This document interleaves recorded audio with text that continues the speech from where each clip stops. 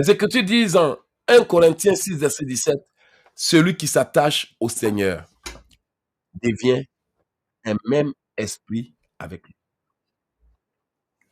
Donc nous comprenons que là, il s'agit d'affiliation, de nous attacher au Seigneur, pour qu'il devienne avec nous un seul esprit. Et ça, c'est crucial. Et je sais qu'il y a des gens qui sont là, qui peuvent confirmer, prophète, je sens que j'ai une autre vie. Il y a des gens qui sont là, qui peuvent confirmer, prophète, je sens que ce que je fais là, c'est dépassé. Mais je ne sais pas comment passer de mon ancienne vie à ma nouvelle vie. Pourtant, c'est simple, comme de l'eau à boire. C'est la vérité. Comment Jésus-Christ a fait pour que les disciples passent de l'ancienne vie à la nouvelle vie? Christ nous a enseigné cela dans le mystère du vase. Vrai ou faux? Le mystère du vase. Il dit on ne peut pas prendre des vieux pots pour mettre du nouveau vin. En d'autres termes, si je veux une nouvelle vie, une nouvelle onction, le nouveau vin, je dois demander à Christ de me permettre de devenir un nouveau vase. Vrai ou faux?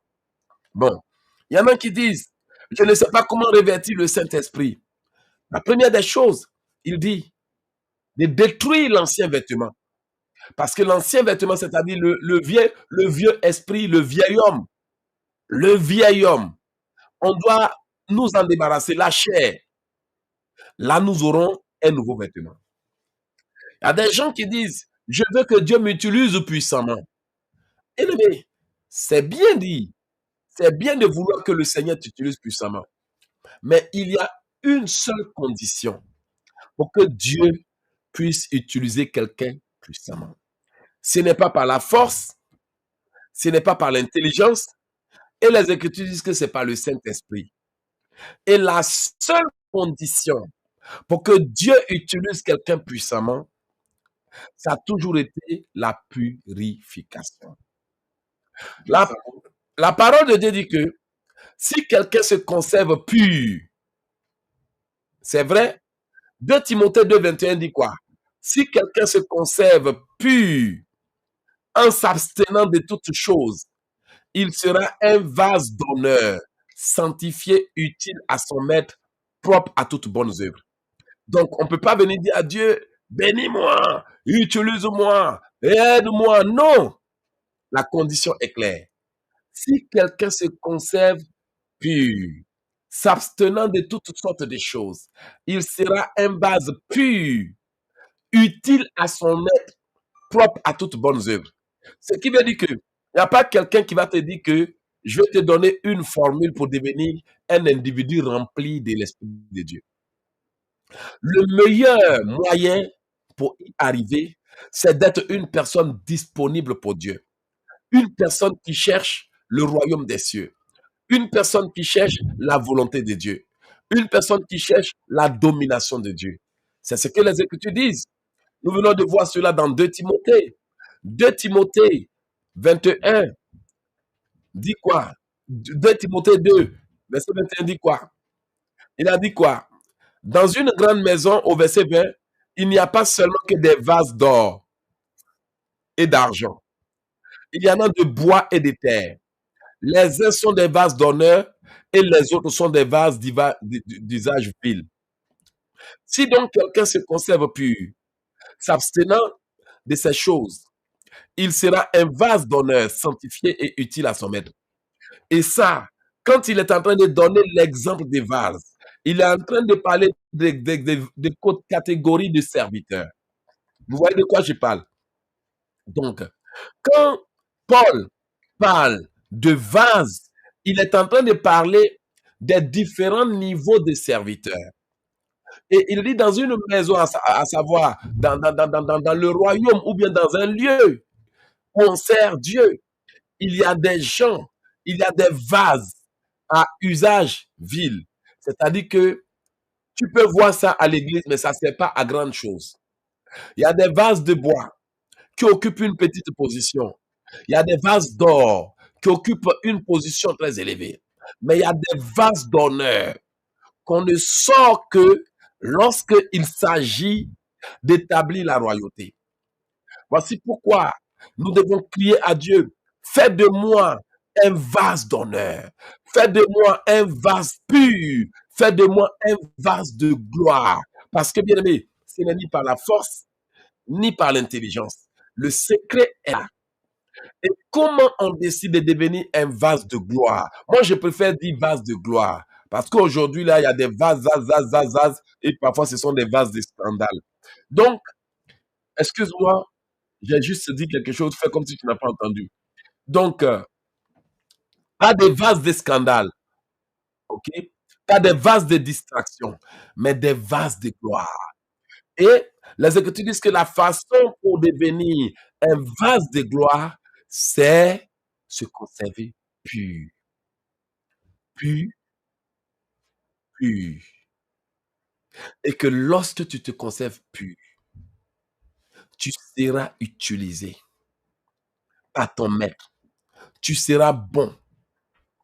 Et je sais que pendant que tu m'écoutes, tu as l'impression que c'est de toi que je parle.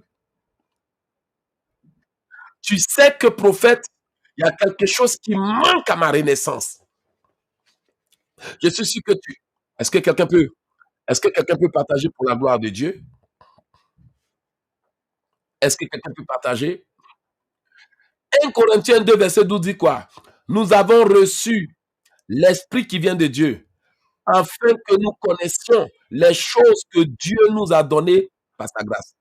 Bien aimé, ce que je vous ai enseigné, c'est purement biblique. C'est purement biblique. Parce qu'un homme qui n'est pas de nouveau et qui n'incarne pas l'Esprit ne pourra pas retrouver le plan de Dieu. C'est vrai ce que je vous dis. Regardez, 1 Corinthiens 2, verset 12. Nous avons reçu l'Esprit qui vient de Dieu afin que nous connaissions les choses que Dieu nous a données par sa grâce. Donc, ici, la parole de Dieu confirme que si moi je veux pouvoir accomplir mes bénédictions, mes réalisations et mes destinées, je dois avoir l'esprit qui vient de Dieu pour que je puisse avoir la capacité de savoir, de réaliser, d'accomplir ce que Dieu a préparé pour moi.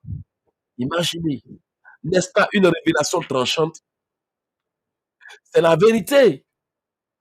N'est-ce pas une révélation tranchante? Et nous savons que sans l'esprit, nous ne pouvons rien. Donc là où nous sommes, quand nous parlons des mystères de la renaissance et de la divinité, je suis en train de vous donner une clé pour des choses qui pourtant ont été prêchées, mais sans explication. C'est la vérité, sans approfondissement, parce que ça a été prêché à des fins d'information. Ça a été prêché à des fins d'édification. Donc, ça a servi à faire un culte du dimanche.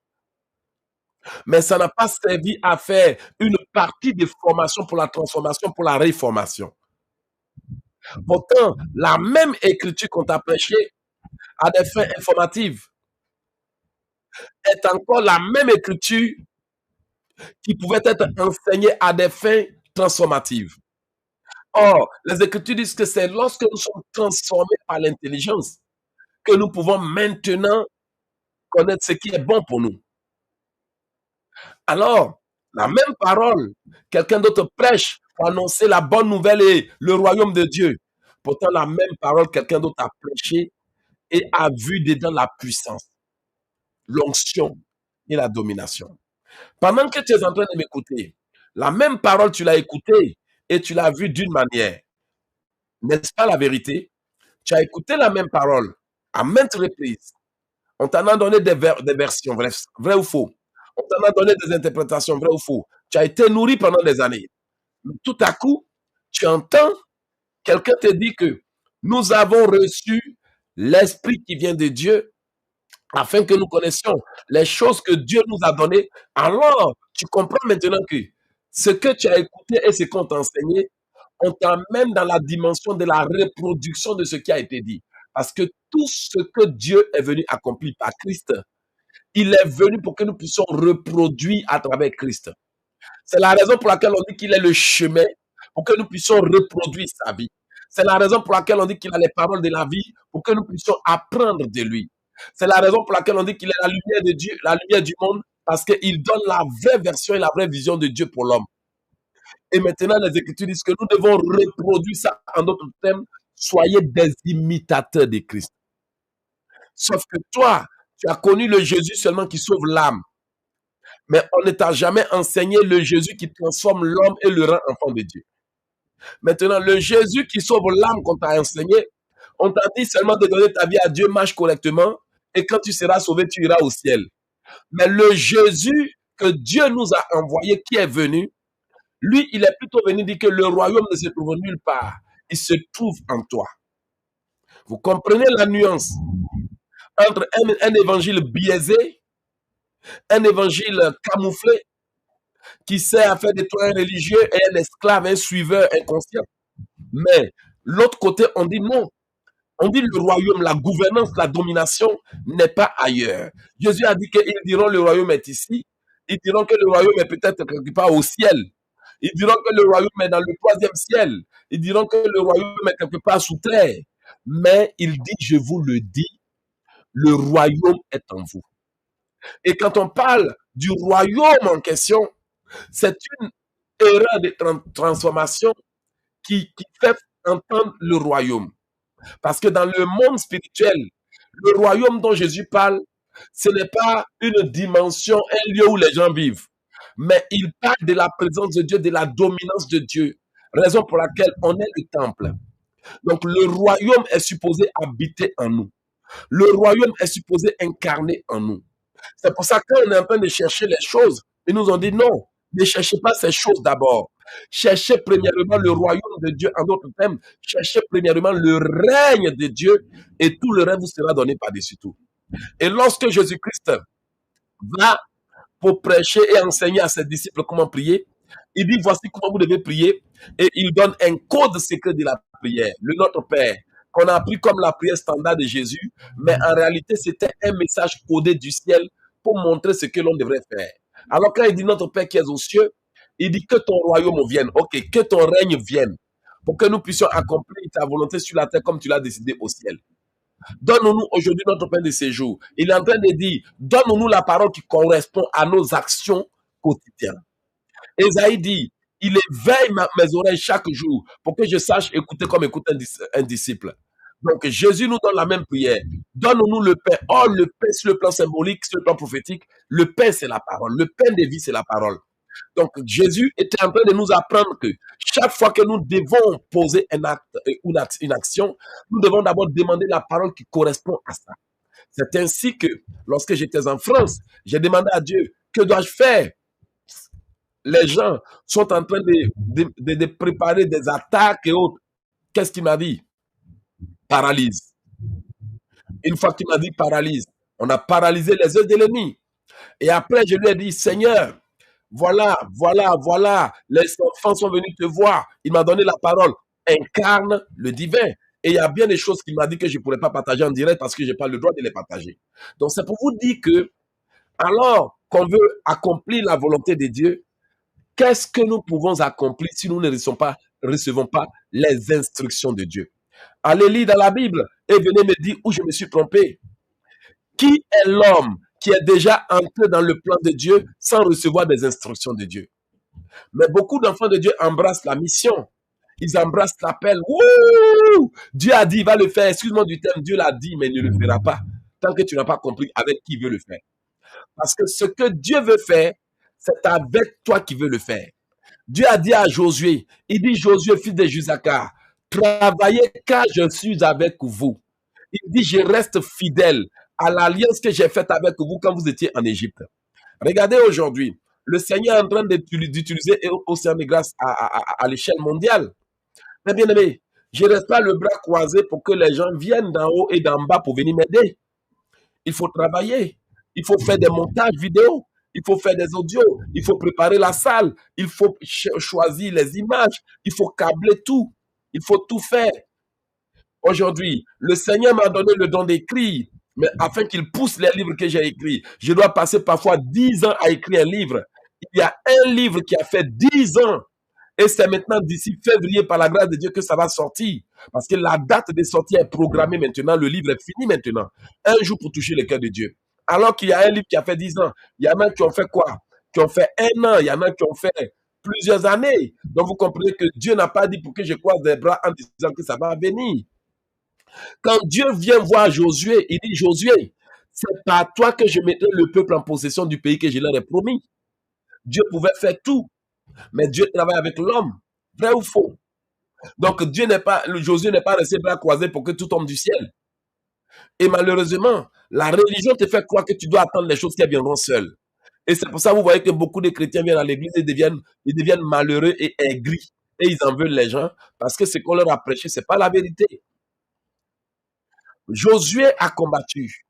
David a tenu l'épée. Vrai ou faux? Eux tous ont combattu. Abraham était berger, Jacob était berger, Isaac était berger. Abraham a creusé des puits, Isaac a creusé aussi des puits. Ils ont tous bataillé pour accomplir leur destinée. Et Dieu dit à Josué, comme j'ai été avec Moïse, ainsi je serai avec toi. Je ne t'abandonnerai point, je ne te délaisserai point. Tant que je n'ai accompli ce que j'ai dit. Dieu voulait accomplir ce qu'il a dit, mais pas Josué. Josué devrait prendre courage parce qu'à mesure que le peuple était découragé, le plan était déjà hypothéqué. Et vous savez que j'ai dit la vérité. Le Seigneur t'a envoyé en France, mais tu as dû t'élever pour aller faire le visa pour qu'il touche le cœur des consuls. Vrai ou faux? Le Seigneur t'a envoyé aux États-Unis, mais tu as dû batailler pour avoir tous les papiers demandés. Tu as dû batailler pour faire des interviews. Tu as dû batailler pour marcher pour aller à l'ambassade. Le Seigneur t'a envoyé dans le pays où il t'a envoyé. Mais tu te bats tous les jours pour avoir de quoi manger. Donc, Dieu dit des choses qu'il fait, mais Dieu a sa façon d'agir. Voici pourquoi les gens qui se contentent de prier seulement, rien que prier, finalement, ils deviennent frustrés, aigris et en plus jaloux parce qu'ils croient que tout tombe du ciel pour tout le monde. Alors, la meilleure façon de vivre le plan de Dieu, c'est de par le mystère de la renaissance et de la divinité. Alors, j'ai dit la vérité telle qu'elle est parce que très souvent, nous ne nous comprenons pas. Mon but n'est pas d'insulter, mais mon but, c'est de dire aux enfants de Dieu. Tu as vu comment tu t'es retardé pendant des années? Parce que quand la bénédiction arrive, Dieu ne te dit pas assieds-toi. Dieu dit, quand la bénédiction arrive, lève-toi et marche, car ta lumière arrive. Donc, le mot marche en Dieu, marche que Dieu dit, dans la version d'où ça a été traduit jusqu'en français, ça veut dire lève-toi et travaille. Ça veut dire lève-toi et bats-toi. Amen. Ça veut dire lève-toi et avance. Lève-toi et progresse dans tes affaires. Car la réponse à tes prières arrive. Regardez ce que la Bible dit. Voici les ténèbres couvrent la terre. Mais sur toi l'Éternel se lève. Sur toi sa gloire arrive. Donc, quand on dit lève-toi et marche, on n'a pas dit lève-toi et puis prends une direction inconnue. Vous voyez de quoi je parle? Et beaucoup de gens ont mal interprété ça. On n'a pas dit lève-toi et puis va où tu veux. Dieu est en train de dire, lève-toi, le projet que je t'ai confié, travaille dessus. Lève-toi, le rêve que je t'ai donné, poursuis-le. Lève-toi, le mariage que je t'ai promis, prie pour ça. Lève-toi, l'emploi que je t'ai promis, car même si les ténèbres couvrent la terre, l'Éternel vient sur toi, il valide tes projets, il bénit tes bénédictions, il bénit ta bien, il bénit ton travail, il multiplie et autres. C'est ce que ça veut dire. Alors, on a toujours prêché, lève-toi et marche, quand ta lumière arrive. Alléluia, le Seigneur va me bénir. Et puis après, tu te dis, mais il n'y a rien. Oh, le Seigneur t'a donné l'ordre. Je t'ai promis ça. On te l'a annoncé, on te l'a prédit, on te l'a révélé, on te l'a dit depuis des années. Tu es né pour ça. Maintenant, lève-toi et travaille. Dans la vie, là, quand tu regardes ce que la Bible dit, quand on dit le chemin que tu as pris n'est pas bon, ça veut dire que la vie que tu vis n'est pas bonne. Allez regarder dans la Bible si je me trompe. Quand on dit non, notre enfant a pris un mauvais chemin, notre sœur, elle a pris un mauvais chemin, ça veut dire qu'elle a décidé de vivre une vie mauvaise. Ça ne veut pas dire qu'elle est en train de marcher dans la route pour aller quelque part. Ça ne veut pas dire qu'elle a pris un boulevard qui va dans le sens contraire. Vrai ou faux? Qui est d'accord avec moi? Ça veut tout simplement dire qu'elle a choisi un mauvais chemin de vie, une mauvaise façon de vivre sa vie. Donc, le chemin dans le monde spirituel, ce n'est pas un boulevard. Le chemin, c'est quoi? Le chemin dans le monde spirituel, c'est un mode de vie, une façon d'agir. Donc, quand Dieu dit lève-toi et marche, il est en train de dire lève-toi et agis. Lève-toi et bats-toi. Car maintenant, même si le monde va mal, éloge, je bénis tes projets. Est-ce que quelqu'un peut dire amen à ça? Même si le monde va mal, ma fille, toi, je valide ton mariage. Lève-toi et prie toutes les nuits. Lève-toi et crois encore. Lève-toi et bats-toi. Lève-toi et ne te laisse pas étouffer. Lève-toi et ne te laisse pas décourager. Dieu dit que, voici, les ténèbres couvrent la terre, mais toi, tu as trouvé faveur à mes yeux. Est-ce que quelqu'un peut glorifier le nom de Dieu ce soir?